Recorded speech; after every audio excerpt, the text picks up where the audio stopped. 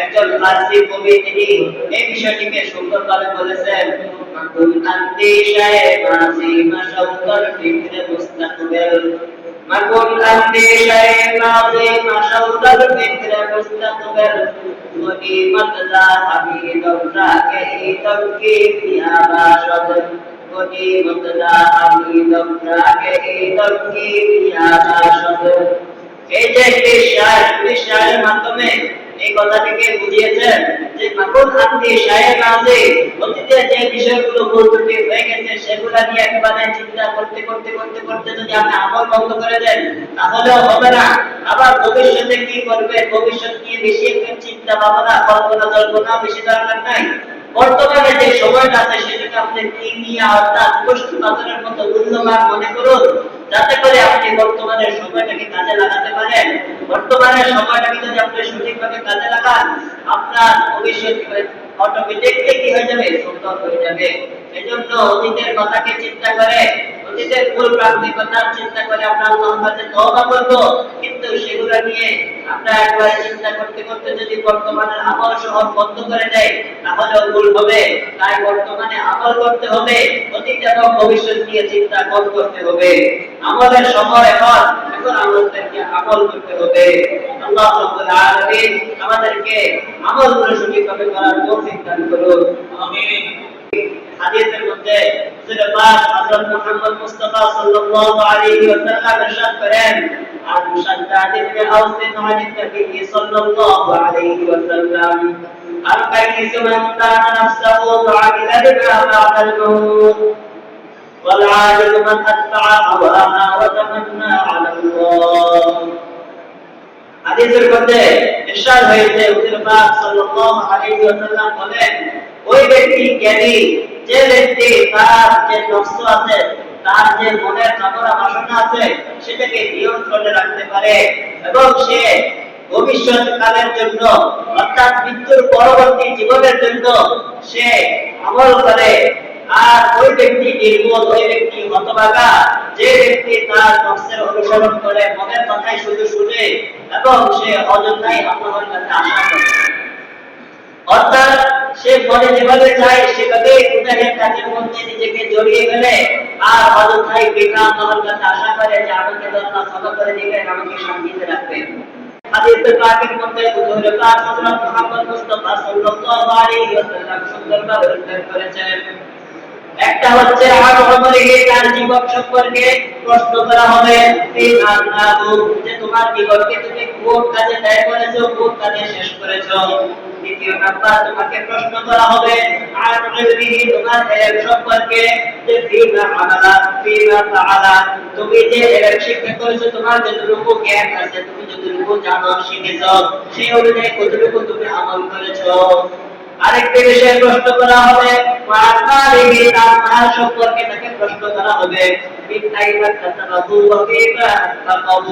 যে তুমি এই মালটাকে কোথা থেকে কিভাবে তুমি কি করেছো, অন্বেষণ করেছো, কামাই করেছো এবং কোন খাতে সেই মালটাকে তুমি খরচ করেছো। এই বিষয়টিকে কি করা হবে, প্রশ্ন করা হবে। আর আরেকটি বিষয় হচ্ছে তোমার যে শরীর আছে সেই শরীরটাকে তুমি কোন কাজে ব্যয় করেছো, অর্থাৎ তোমার যে যৌবন আছে সেই যৌবনটাকে তুমি কোন কাজে তুমি ব্যয় করেছো। এই চারটি বিষয় আল্লাহ রাব্বুল আলামিনের পক্ষ থেকে প্রত্যেকটি বান্দাকে কিয়ামতের ময়দানে প্রশ্ন করা হবে। এই চারটি বিষয়ের উত্তর যতক্ষণ পর্যন্ত আমরা দিব না ততক্ষণ পর্যন্ত আমাদেরকে এক কদম এদিক সেদিক পা বাড়ানোর মতো আমাদের কারো সাথে থাকবে না। তো এখন থেকে আমরা চিন্তা করি আমাদের যে জীবন, আমাদের জীবনটাকে আমরা কোনভাবে খরচ করতেছি। প্রথম প্রশ্নই তো হবে আপনার জীবন সম্পর্কে, জীবনটাকে কোন দিকে আপনি ব্যয় করেছেন। এরপরে দ্বিতীয় প্রশ্নটি হবে আপনার ইলম সম্পর্কে। প্রত্যেকটা মানুষের তো যতটুকু জানা আছে সঠিক বিষয়গুলো, সেই অনুযায়ী আমরা কতটুকু ভালো কাজ করতেছি, কতটুকু আমাদের জানা অনুযায়ী আমল করতেছি, সেই বিষয়টিকে প্রশ্ন করা হবে। তৃতীয় নাম্বার হচ্ছে আপনি যে মাল সম্পদ কামাইতেছেন, সেই মাল সম্পদ গুলো আপনি কোন পথে কামাইছেন, এগুলোকে হালাল পন্থায় কামিয়েছেন নাকি হারাম পন্থায় কামিয়েছেন, সেই বিষয়গুলো আপনি এখন থেকে চিন্তা করতে হবে। আখিরাতে এর জবাব দিতে হবে যে আপনি এই টাকাটা, এই সম্পদটা আপনি কি হালাল ভাবে কামিয়েছেন নাকি হারাম পন্থায় কামিয়েছেন। এরপর আপনি আবার এই টাকাটা হারাম ভাবে কামানো অথবা হারাম ভাবে সেটাকে আপনি আবার কোন খাতে ব্যয় করেছেন সেটাও আল্লাহর কাছে আপনাকে কি করতে হবে, হিসাব দিতে হবে।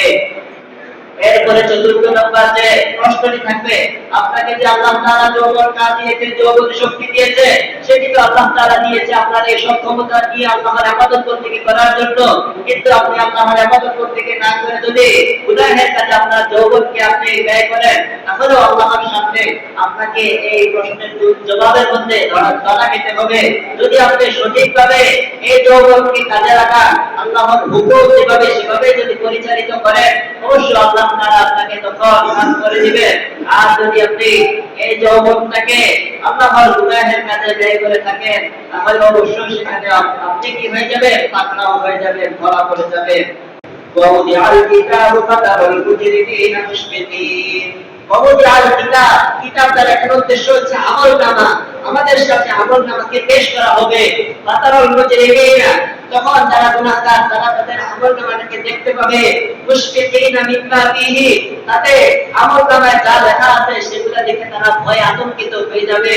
ওয়ায়াকুলুনা, এবং তারা বলতে থাকবে, ইয়া ওয়াইলাতা, হে আফসোস, হে দুর্ভাগা, মালি হাদাল কিতাব, এটা তো এমন একটি কিতাব, লা ইউগাদিরু সগীরাতাও ওয়ালা কাবীরা, লা ইউগাদিরু সগীরাতাও ওয়ালা কাবীরাতান, যে এটি এমন একটি কিতাব যে কিতাবকে আমার গুনাহকে ছোট অথবা বড় কোনো বিষয়কে এটা কি করে বাদ দিয়ে দেয়নি, ছেড়ে দেয়নি।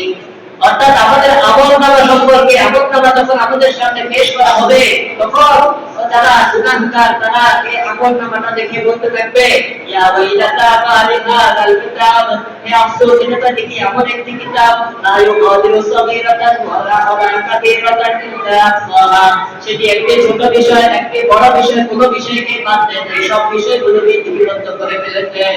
ওয়াজাদু মা আমিলু হাদিরা, যা তারা অর্জন করেছে, যা তারা আমল করেছে সবকিছুকে সচক্ষে তারা দেখতে পারবে। ওয়ালা ইয়াজলিমু রাব্বুকা আহাদা, আল্লাহ তাআলা কাউকে জুলুম করবেন না, জুলুম করবেন না। আল্লাহ তাআলা কারো উপর কি করবেন না, জুলুম করবেন না। সকলের সামনে আমলনামা পেশ করে দেওয়া হবে, সে তখন দেখতে পারবে সে কি কাজ করে এসেছে দুনিয়ায়।